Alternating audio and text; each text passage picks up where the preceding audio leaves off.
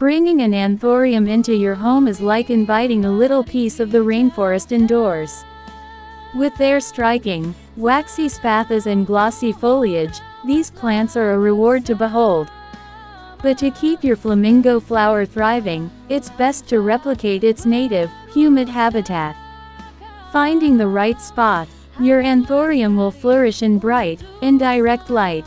Imagine the dappled sunlight filtering through a dense forest canopy. That's the kind of light it loves. A spot near an east-facing window is often ideal, as it provides gentle morning sun. Avoid harsh, direct sunlight, which can scorch its delicate leaves and dull its vibrant colors. If you notice your plant's growth is leggy or it's not blooming, it may be asking for a little more light. The art of watering. When it comes to watering, think moist, but not soggy. It's crucial to find a balance, as anthuriums are sensitive to both overwatering and underwatering. Let the top inch or two of the soil dry out before you water again. Overwatering can lead to dreaded root rot, so make sure your pot has good drainage. To replicate the high humidity it craves, you can mist the leaves regularly or place the pot on a tray of pebbles filled with water.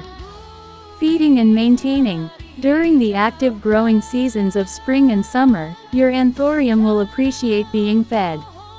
A balanced liquid fertilizer, diluted to half strength, once every 4 to 6 weeks is sufficient.